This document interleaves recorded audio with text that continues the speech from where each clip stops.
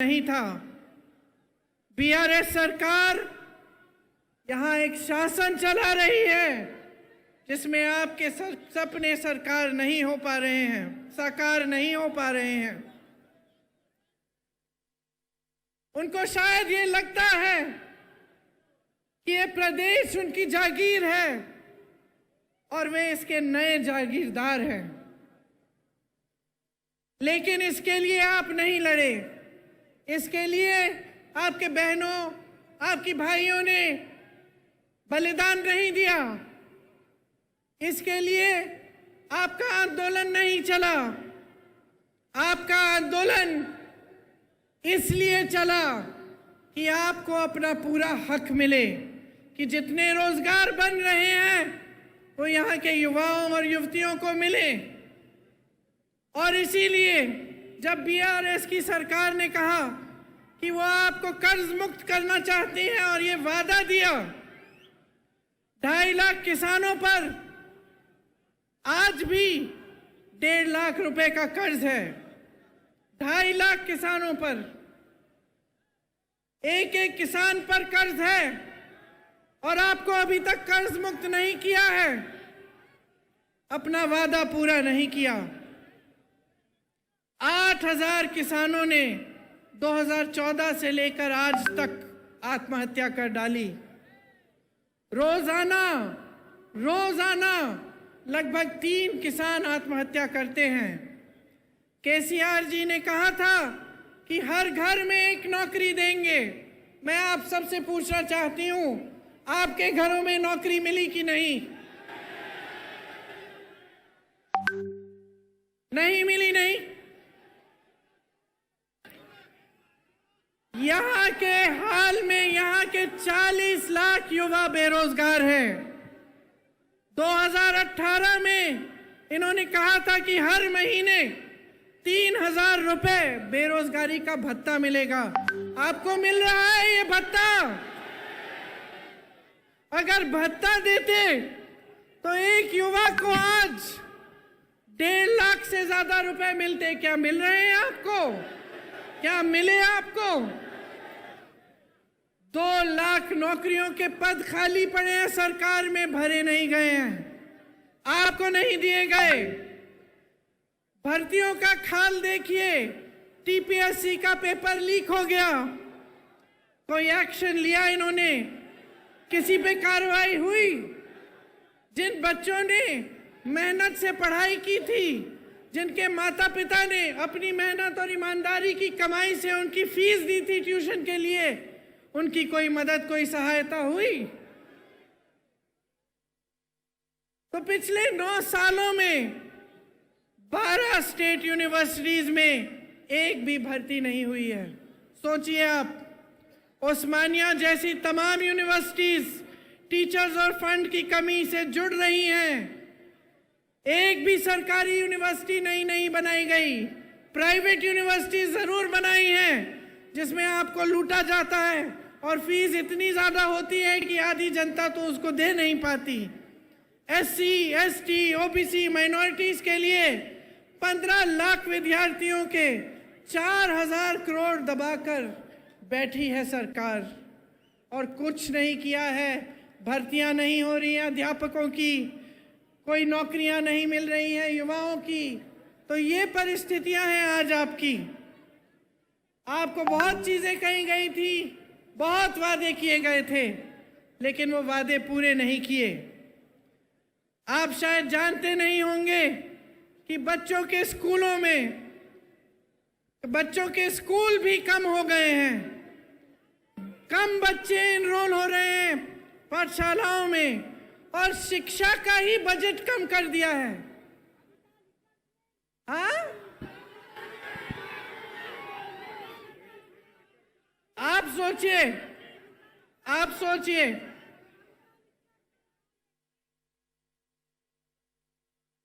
एक एक व्यक्ति पर कहीं ना कहीं से कर्ज है।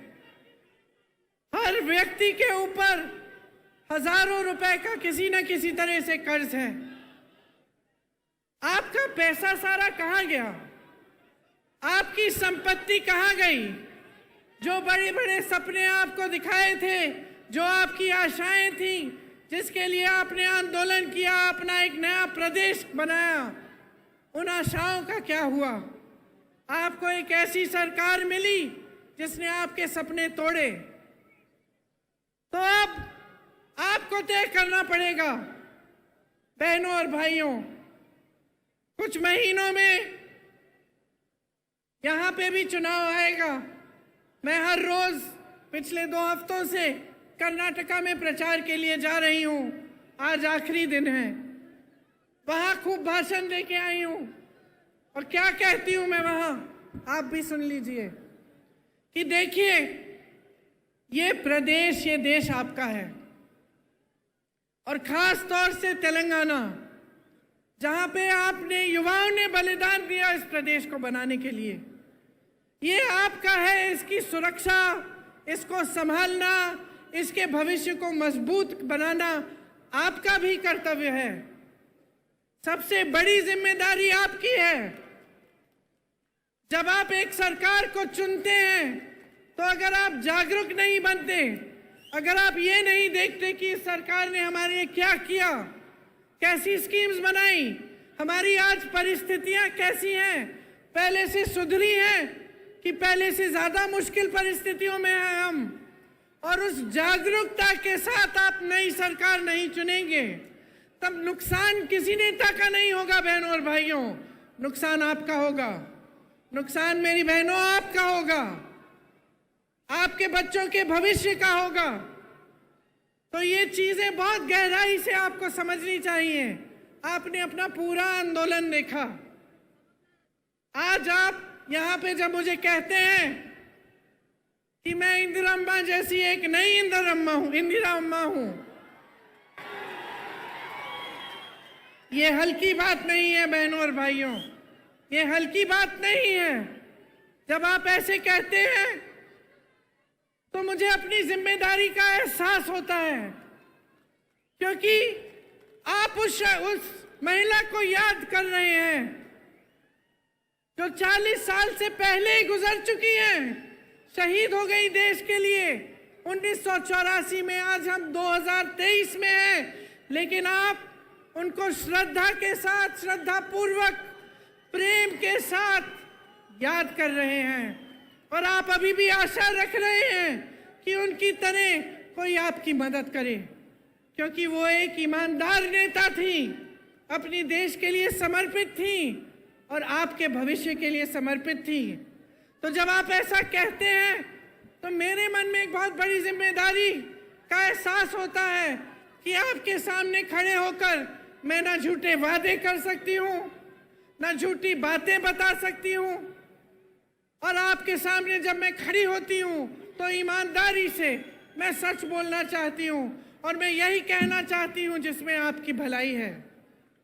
इसीलिए आपने सोनिया अम्मा का नाम भी लिया, और आपको मालूम है कि आपके प्रदेश को बनाने में उनकी भूमिका बहुत रही। मैं उनकी बेटी हूँ। यहाँ अगर आपके सामने खड़ी हूँ तो मैं समझती हूँ कि ये निर्णय उन्होंने पूरी जिम्मेदारी से लिया, और वे भी आपके लिए आजीवन समर्पित रही। तो अब आपकी भलाई की बात क्या है? आपकी भलाई की बात यह है कि आप एकदम जागरूक बने। आजकल जैसे राजनीति यहाँ चल रही है पूरे देश में, कि काम कोई नहीं कर रहा है, दूसरों के काम पर अपना नाम डाला जा रहा है। चुनाव